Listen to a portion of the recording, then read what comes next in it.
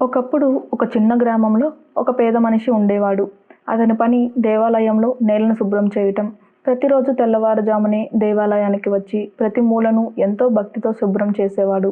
అతని కష్టానికి ప్రతిఫలంగా పూజారి, భక్తులు హుండీలో వేసిన కానుకల్లో నుంచి కొంత డబ్బు మాత్రమే ఇచ్చేవారు. ఆ కొద్దిపాటి సంపాదనతోనే అతను తన జీవితాన్ని నెట్టుకొచ్చేవాడు. కానీ ఆ మనిషి తన జీవితంపై అస్సలు సంతోషంగా ఉండేవాడు కాదు. పేదరికం, ప్రతిరోజు ఆకలి, ఎంత కష్టపడినా మారని పరిస్థితి, ఇవన్నీ అతని మనసును నిత్యం బాధించేవి. ప్రతిరోజు దేవాలయం శుభ్రం చేస్తూ దేవుడి విగ్రహం వైపు చూసి తన బాధను చెప్పుకునేవాడు. ఒకరోజు అతను బాధతో ఇలా అన్నాడు: దేవుడా, నీ జీవితం ఎంత అదృష్టమో! నువ్వు రోజంతా ఈ గుడిలో ప్రశాంతంగా నిలబడి ఉంటావు. నీకు ఎలాంటి కష్టం లేదు, ఎలాంటి బాధ లేదు. కానీ నేను ఉదయం నుంచి సాయంత్రం వరకు కష్టపడి పనిచేసిన 2 పూటల భోజనం కూడా కష్టంగా దొరుకుతుంది.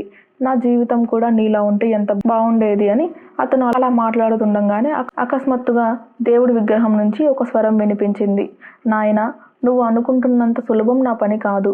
ఆ మనిషి ఒక్కసారిగా ఆశ్చర్యపోయాడు. దేవుడు మళ్ళీ అన్నాడు: ఈ ప్రపంచంలో కోట్లాది మంది జీవితాలను చూసుకోవాలి. వారి కష్టాలు, సుఖాలు, ప్రార్థనలు, భవిష్యత్తు, ఇవన్నీ నా బాధ్యత. ఇది బయటకి కనిపించినంత తేలిక కాదు.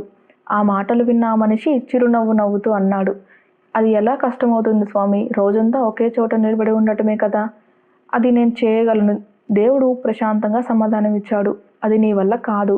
ఈ పనికి అపారమైన ఓర్పు కావాలి. కానీ ఆ మనిషి తన మాట మీద నిలబడ్డాడు. నేను చేయగలను స్వామి. ఒకరోజు మాత్రమే నీ స్థానంలో నన్ను ఉంచు. అప్పుడు నీ పని ఎంత కష్టమో నేనే చూసుకుంటాను. కొద్దిసేపు నిశ్శబ్దంగా ఉన్న దేవుడు చివరికి అంగీకరించాడు. సరే, ఈరోజు నా స్థానంలో నువ్వు నిలబడవచ్చు. కానీ ఒక షరతు ఉంది. ఏ షరతైనా నేను ఒప్పుకుంటాను స్వామి. దేవుడు చెప్పాడు: ఈరోజు చాలామంది భక్తులు దేవాలయానికి వస్తారు. వాళ్ళు తమ కష్టాలు చెబుతారు. కొందరు నిన్ను పొగుడుతారు, కొందరు నిందిస్తారు. ఏది జరిగినా నువ్వు ఒక్క మాట కూడా మాట్లాడకూడదు. ఏ పరిస్థితుల్లోనూ స్పందించకూడదు. కేవలం విగ్రహంలో నిశ్శబ్దంగా నిలబడి ఉండాలి. ఆ మనిషి వెంటనే అంగీకరించాడు. అలా ఆ రోజు దేవుడు, ఆ సేవకుడు ఇద్దరూ తమ స్థానాలు మార్చుకున్నారు. దేవుడు నేలను శుభ్రం చేయడానికి వెళ్ళాడు. ఆ పేద సేవకుడు మాత్రం దేవుడి విగ్రహం స్థానంలో నిలబడ్డాడు. అతనికి అప్పటి వరకు తెలియదు ఈ ఒక్కరోజు అతని జీవితాన్ని మార్చబోతుందని. కొంత సమయం గడిచింది. దేవాలయానికి ఒక పెద్ద ధనవంతుడు వచ్చాడు.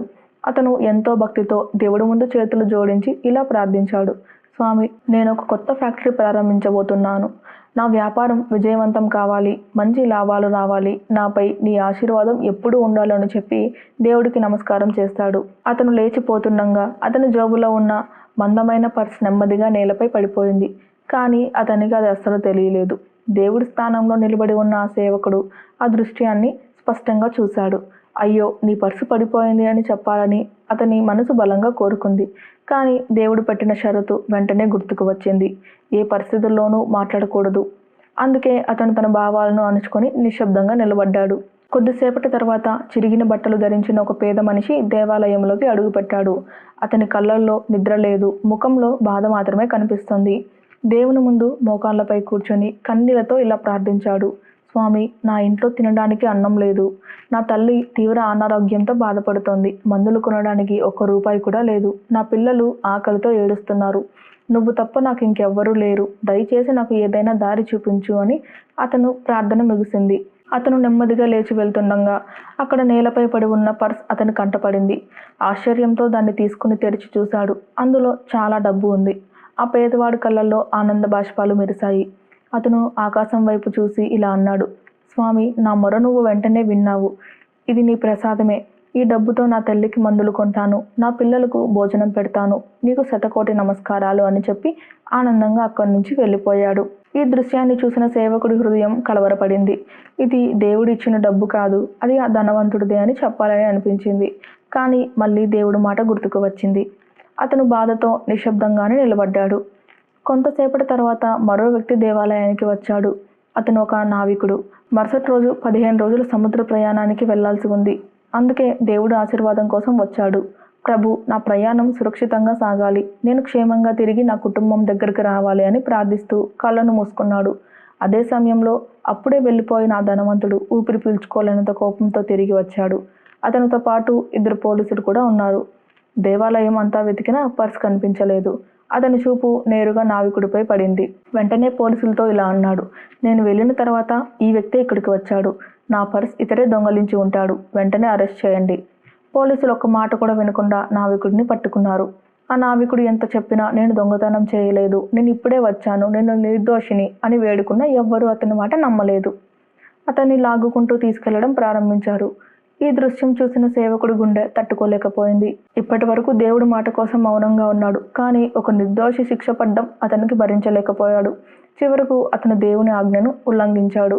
విగ్రహం నుంచి గట్టిగా మాట్లాడాడు, ఆగండి, మీరు అరెస్ట్ చేస్తున్న వ్యక్తి నిర్దోషి.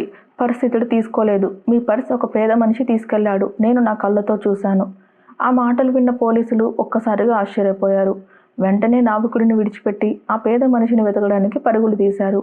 ఆ సేవకుడికి మాత్రం ఒక సంతృప్తి కలిగింది. ఒక నిర్దోషిని నేను కాపాడాను అని తనలో తాను గర్వపడ్డాడు. కానీ సాయంత్రం దేవుడు తిరిగి వచ్చిన తర్వాత తాను చేసిన పని ఎంత పెద్ద తప్పో అతనికి తెలిసే సమయం వచ్చింది. సాయంత్రం అయ్యింది. రోజంతా జరిగిన సంఘటనల తర్వాత దేవుడు తిరిగి తన స్థానానికి వచ్చాడు. ఆ సేవకుడు విగ్రహం స్థానం నుంచి దిగాడు. అతని ముఖంలో ఆనందం, మనసులో గర్వం. దేవుడి వైపు చూసి చిరునవ్వుతో ఇలా అన్నాడు, ప్రభు, ఈరోజు నేను ఒక గొప్ప పని చేశాను. ఒక నిర్దోషిని జైలుకు వెళ్లకుండా కాపాడాను. ఒక పెద్ద అన్యాయం జరగకుండా అడ్డుకున్నాను. ఇప్పుడు నాకు అర్థమైంది, నీ పని అంత కష్టం కాదు. అతని మాటలు విన్న దేవుడు మాత్రం చిరునవ్వు నవ్వలేదు. ఆయన ముఖం చాలా ప్రశాంతంగా ఉంది. కొద్దిసేపు మౌనంగా ఉండి నెమ్మదిగా ఇలా అన్నాడు, నాయనా, నువ్వు ఈరోజు ఒక అన్యాయాన్ని ఆపానని అనుకుంటున్నావు. కానీ నిజానికి నా మొత్తం ప్రణాళికని చెడగొట్టావు. ఆ మాట విన్న సేవకుడు ఒక్కసారిగా ఆశ్చర్యపోయాడు. ఏమిటి స్వామి, నేను తప్పు చేశానా? ఒక నిర్దోషిని కాపాడడం కూడా తప్పేనా అని ఆశ్చర్యంగా అడిగాడు. దేవుడు ప్రేమగా చిరునవ్వు నవ్వి ఇలా చెప్పడం ప్రారంభించాడు, నువ్వు కేవలం నీ కళ్ళతో చూసింది మాత్రమే నిజమని అనుకున్నావు. కానీ నేను కనిపించని సత్యాన్ని కూడా చూస్తాను. ఆ ధనవంతుడు ఎంతో సంపాదించాడు. కానీ అతని సంపదలో చాలా భాగం నిజాయితీతో సంపాదించింది కాదు. ఎంతోమంది కన్నీళ్లపై, ఎంతోమంది బాధలపై అతను తన సంపాదనను నిర్మించుకున్నాడు. అతని పర్సులోని కొంత డబ్బు ఆ పేదవాడి చేతికి వెళ్ళి ఉంటే ఆ పేద కుటుంబం ఆకలితో ఉండేది కాదు. అతని తల్లికి మందులు దొరికేవి. అలాగే ఆ ధనవంతుడు చేసిన పాపాల్లో కొంతైనా తగ్గేది. సేవకుడు నిశ్శబ్దంగా వినసాగాడు. దేవుడు మళ్ళీ చెప్పాడు, ఇప్పుడు ఆ నావికుడి గురించి చెబుతాను. అతను రేపు సముద్ర ప్రయాణానికి వెళ్లాల్సి ఉంది. కానీ ఆ సముద్రంలో ఒక భయంకరమైన తుఫాను రాబోతుంది. ఆ ప్రయాణానికి వెళ్తే అతను తిరిగి తన కుటుంబాన్ని చూసే అవకాశం ఉండేది కాదు. సేవకుడి గుండె ఒక్కసారిగా ఆగిపోయినట్టయింది. దేవుడు కొనసాగించాడు, అతను కొన్ని రోజులు జైలులో ఉంటే ఆ తుఫాను ముగిసిపోయేది. తర్వాత అతను సురక్షితంగా బయటకు వచ్చి తన కుటుంబంతో సంతోషంగా జీవించేవాడు. సేవకుడి కళ్ళల్లో నీళ్లు తిరిగాయి.